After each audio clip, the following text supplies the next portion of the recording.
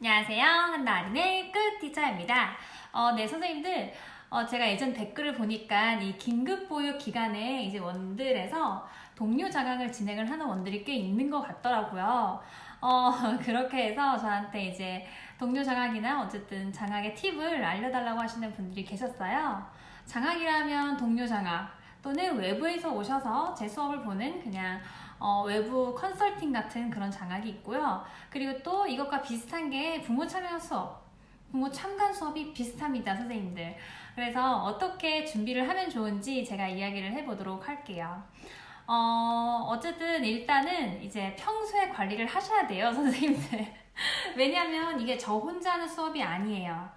아이들하고 주고받고 하는 상호작용이 굉장히 점수에 많이 들어가는 그런 요인이기 때문에 선생님들께서 평소에 내가 아이들하고 어떻게 상호작용을 하고 있는가를 점검을 하셔야 되세요. 한번 생각해 보세요. 평소에는 아이들하고 상호작용도 이야기 나누기 시간이나 동화 시간이나 잘 진행을 하지 않는데 그 장학이 있는 그날만 갑자기 아이들한테 갑자기 상호작용을 너무 많이 해주려고 하고 평소와 다른 질문을 하고 그렇게 하면 아이들이 연습이 아이들 또한 안 돼요. 그렇기 때문에 선생님들이 원하는 방향으로 나아가기가 힘듭니다. 그렇기 때문에 저 같은 경우에는 이제 평소에 조금 연습을 하려고 하고요. 특히 동료 장학이나 부모 참여 수업 정해질 때 있잖아요. 그러면 제가 만약에 명화감상 수업을 할 거다. 그랬을 경우에는 주기적으로 일주일에 한 번씩 한 몇 달 전부터 아이들하고 계속 명화감상 수업을 하는 거예요. 왜냐하면 저도 연습이 될 뿐만이 아니라 비슷한 유형이기 때문에 뿐만이 아니라 아이들 또한 이 수업에 적응이 돼요. 그렇기 때문에 제가 어떤 창의적인 질문을 했을 때 아이들이 탁탁탁 이렇게 받아쳐 주거든요. 그렇기 때문에 그 연습이 필요한 거예요. 한마디로 평소에 이제 아이들하고 수업을 조금 관리를 하고 준비를 하셔야 됩니다, 선생님들. 네, 그렇게 하셔야 되고요. 그리고 두 번째는 제가 예전에도 이야기 드렸어요. 제가 그 수업을 노련하게 하는 것처럼 보이는 교사로 보이는 팁에서 이제 말투 같은 거를 좀 이야기해 드렸었거든요. 안 보셨던 분들은 그걸 좀 보시면 좋을 텐데 이제 짧게 얘기해 드리면 거기서도 언급을 했었지만 선생님들께서 직접 자기가 수업하는 모습을 찍으셔야 돼요. 반드시 찍으세요, 선생님들. 핸드폰으로 놓고 아이들하고 수업하는 걸 찍으세요. 그러면 선생님이 진짜로 수업 시간에 어떤 말투로 하고 그리고 내가 아이들한테 어떤 제스처를 많이 쓰는지 내가 너무 쓸데없는 손동작을 많이 하진 않는지 또는 내가 혹시라도 손가락으로 뭔가를 이렇게 가리키진 않는지 절대 이건 아니고 이거잖아요. 그러니까 이런 거부터 시작해서 나는 내 목소리가 괜찮다고 생각을 했는데 들어보니까 너무 내 높이가 낮다거나 너무 하이톤이라거나 너무 큰 소리로 말하거나 이런 거를 딱 잡을 수가 있거든요. 그렇기 때문에 반드시 비디오로 찍으시고 또 이런 것도 들어가요, 선생님들.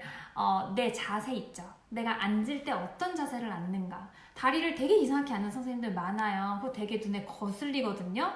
장학에 보러 오시는 선생님들, 보러 오시는 장학사님들, 그리고 부모님들은 정말 그런 거 많이 보세요.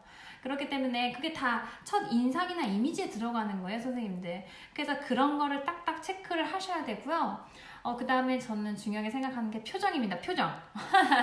그러니까 수업 시간에 아이들하고 얼마나 선생님이 조금 스마일된 상태에서 얘기를 하는지, 선생님이 너무 무표정한 상태로 얘들아 이렇게 얘기를 하지 않는지 애들한테 얘들아 오늘은 우리 같이 이거를 해보도록 하자 약간 스마일 해야 돼요, 선생님들. 그래야 보시는 분들이 선생님 되게 밝게 수업 잘한다. 그러니까 못해도 웃으면 갑자기 플러스가 돼요. 그래서 그런 부분을 전체적으로 선생님들이 다 체크를 하셔야 됩니다. 어투, 표정, 자세, 제스처, 음의 높낮이 등 이런 것들을 다 체크를 하실 수가 있어요. 네, 그렇게 해서 선생님들이 평소 준비가 다 되셨다면 그 다음에는 뭘 준비해야 될까요? 아주 중요한 그날 공개되는 그 수업의 계획안을 선생님들이 작성을 하셔야 되죠. 근데 이거를 굉장히 어려워하세요. 초임 선생님들은 특히. 왜냐면 제가 초임 선생님들의 계획안도 제가 많이 봐주거든요. 저희 선생님들은 수업하기 전에 이제 저한테 와서 이제 계획안 한 번씩 검토를 받기 때문에 이렇게 하는데, 산으로 가는 경우가 굉장히 많습니다. 그러니까 그 내용이 활동 그 명 있잖아요. 그 활동명과 다르게 내용이 자꾸 산으로 흘러가요. 그럼 왜 그럴까요? 선생님들 그 수업을 짜실 때 내가 그 수업을 함에 있어서 아마 대부분은 대집단을 하실 거라고 저는 생각을 하고, 대집단의 경우에는 이제 목표가 중요해요. 선생님들 여기에서는 지금 놀이중심에서는 어쨌든 이제 더 이상 목표가 중요하지 않은 것 같긴 하지만, 대집단 활동에서 수업을 진행할 때 목표가 중요합니다. 내가 도대체 이 수업으로 아이들과 어떤 거를 하려고 하는지를 명확히 잡으셔야 돼요. 명확히 잡고 나서 선생님들이 그 수업 목표가 선생님들 전개 내용에 들어가 있어야 되는 거예요. 그래서 전개만 읽으면 이 수업은 뭐뭐뭐 하려는 수업이구나를 딱 캐치가 돼야 되거든요. 근데 그게 안 나온다면 본인들이 읽어보세요. 본인이 쓴 계획안을. 내가 전개에 썼는데 이걸로 애들이 목표의 내용을 알 수 있는가? 모르죠? 그럼 계획이 잘 안 된 계획표예요, 선생님들. 그렇기 때문에 그런 거를 고민을 많이 하시고, 그리고 약간의 팁은 그 장학 수업 때는 있죠? 자료를 직접 제작을 하세요. 자료를 제작하시고 아이들이 집중할 수밖에 없게 만들어야 돼요. 그러니까 평소에는 그렇게 자료를 많이 못 쓰죠. 우리가 어떻게 매일매일 그 자료를 다 만들어요. 그렇지만 이제 장학 수업 때는 자료를 많이 만드시고 많이 쓰세요. 그래서 아이들이 뭔가 눈이 쉴 틈을 주지 않는 거예요. 그렇게 하면은 집중도 잘 되고 수업도 잘 진행될 수밖에 없습니다. 그리고 수업 계획안 작성하셨죠? 그러면 나는 좀 애매해서 모르겠다. 어떻게 해야 돼요? 선배 교사한테 부탁하세요, 선생님들. 선배 선생님한테 그러니까 뭐 알려달라는 게 아니라요. 자기가 쓴 계획안을 가져가서 선생님 시간 되시면 저 이거 수업할 건데 이거 한 번만 봐주실 수 있으세요? 이렇게 물어보면 안 봐줄 선배 선생님들 있을까요? 글쎄요. 저희 원은 선생님들이 워낙 애교도 많고 그래서 저도 막 잘 봐주게 되거든요. 그리고 선배 같은 경우에는 경력이 많이 된 선생님은 금방 보시거든요.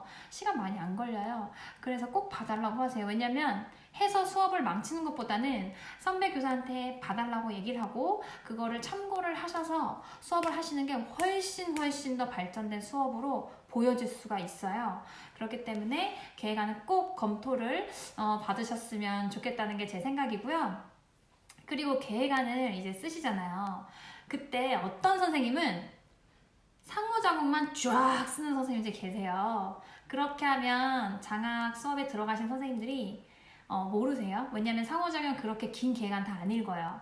딱딱 포인트 된 것만 읽거든요. 그래서 포인트 되는 내용들을 적고 그 아래 상호작용을 적으셔야 되고요. 그리고 제출용은 간단하게 하시고 선생님이 소장하고 내가 지금 볼 계획안은 어떻게 하시냐면 상호작용을 1부터 끝까지 다 적으세요.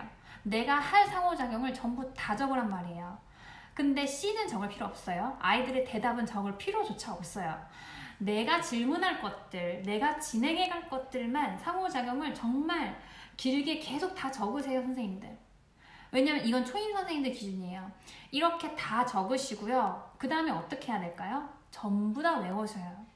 다 암기해요. 저도 암기해요. 그렇기 때문에 다 외우셔야 되고, 자, 어떻게 해야 암기가 쉬우냐면요.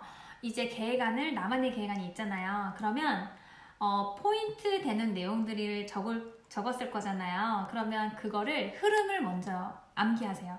이거 다음에 이거 말하고 이거 다음에 이거. 이 정도로 딱 한 10개나 뭐 그 정도 딱 암기를 하고 그 다음에 흐름이 딱 들어왔으면 그 세부 내용 상호작용을 이제부터 암기하기 시작하는 거예요, 선생님들. 왜냐면 딱 큰 틀이 있기 때문에 그거에 대한 상호작용 암기가 쉬워져요. 그래서 이제 세부적으로 들어가서 암기를 시작하시는데요. 제일 처음에는 이제 내가 혼잣말로 막 하잖아요. 그 다음에 이렇게만 하고 끝내는 선생님이 계세요. 그렇게 하면 당연히 떨리시죠. 어떻게 하냐면 이제 세부적인 거는 어떻게 암기를 하냐면 저 같은 경우에는 지금 말하는 것처럼 해요. 말하는 것처럼, 진짜 말하는 것처럼 암기를 해요. 진짜 그 톤으로, 진짜 그 크기로. 그래서 얘들아 오늘 선생님하고 같이 이렇게 암기를 이렇게 하시는 거예요. 큰 소리로. 그리고 표정도 하면서. 그래서 이 내용이 다 암기가 됐다. 근데 중간에 내가 버벅거렸죠? 다시 시작하세요. 내가 버벅거리지 않을 때까지 암기를 계속 하셔야 돼요. 왜냐면 이거 공개 수업이잖아요, 선생님들. 그리고 특히 초임 선생님들은 많이 버벅거리시기 때문에 버벅거리지 않고 처음부터 끝까지 쫙 흘러갈 때까지 계속 연습을 하세요. 그리고 나서 저는 어떻게 하냐면 거울 앞에서 연습해요. 왜냐면 제 표정이 어떤지 봐야 돼요. 제 표정이 무표정인지 조금 이렇게 밝게 올라가면서 얘기를 하고 있는지, 그게 표정이 정말 중요해요, 선생님들 수업에 있어서. 그렇기 때문에 표정을 저는 계속 있는 것처럼 질문 다 해요. 넌 어떻게 생각해? 뭐 이렇게 연습하는 거예요, 그냥. 그래서 거울로 보면서 연습을 쫙 다 하시고, 이제 그게 매끄럽게 잘 흘러가면 이 선생님들은 수업을 하실 시간이 온 건데요. 그 전에 두세 번 정도는 내가 우리 교실에서 진짜 수업할 곳에서 동선까지, 자료까지 전부 다 가지고 이제 연습을 하셔야 돼요. 제가 나중에 자료는 어떻게 아이들한테 공개를 하고 또 어떤 자세로 앉고 이제 동선을 최소화하는 것도 제가 아마 나중에 안내를 해드릴 텐데, 지금은 일단 이렇게 얘기를 해드릴게요. 동선을 최소화해야 되고, 선생님이 아이들한테 절대 등을 보이면 안 되고, 어쨌든 선생님이 제일 깔끔한 동선으로 할 수 있도록 연습을 하셔야 됩니다. 그리고 장학 수업 날은 이제 밝게 웃으면서 나는 정말 암기를 다 했다, 이렇게 해서 시작하시면 되고요. 수업하실 때는 저는 이렇게 해요. 저는 그 외부인들 안 봐요. 저는 장학을 오신 분들, 다른 선생님들, 부모님들을 많이 보지 않습니다. 저는 누굴 봐요? 저는 우리 아이들만 봐요. 왜냐면 내가 수업을 할 건 우리 아이들하고 수업을 하기 때문에 내가 가장 중요시 여겨야 될 사람은 나를 평가하는 그분들이 아니에요. 그분들은 뭘 평가해요? 내가 아이들하고 어떻게 상호작용을 주고받고, 부모님들은 저 선생님이 평소에 우리 아이들하고 어떻게 수업을 진행하는지를 궁금해하세요. 그렇기 때문에 내가 포인트 둬야 될 사람은 누구죠? 아이들이에요. 그래서 아이들을 집중적으로 보고 굉장히 선생님이 아이들 보면서 밝은 웃음으로 수업을 진행하시고, 아이들을 많이 기다려주고 약간 이런 여유 있는 모습을 보여주셨으면 좋겠어요. 암기가 바탕이 돼야 됩니다. 특히 초임 선생님들이 많이 궁금해하시고 많이 보실 거라는 생각이 들거든요, 제 이 영상을. 선생님들 정말 제가 이야기해 드린 대로 처음부터 끝까지 매끄럽게 흘러가도록 연습을, 표정을 밝게 거울을 보면서 하시라는 거 제가 꼭 안내를 해드리고 싶습니다. 네, 오늘 제가 이야기해 드린 이 내용이 동료 장학 또는 외부 장학 컨설팅, 그리고 학부모 참여 수업, 참관 수업까지 모두 다 도움이 되셨으면 좋겠고요. 그리고 선생님들, 아마 초임 선생님들이 긴장을 많이 하실 거예요. 왜냐면 저도 초임 때 너무 긴장을 많이 했어요. 근데 그만큼 연습도 많이 했습니다, 선생님들. 그리고 끝나면 후회가 되죠. 하지만 우리는 그렇게 해서 발전하는 교사가 될 수 있을 거라 생각합니다. 오늘도 제 영상이 도움이 되셨다면 좋아요, 구독을 꾹 눌러주세요. 그러면 다음에 만나요. 안녕!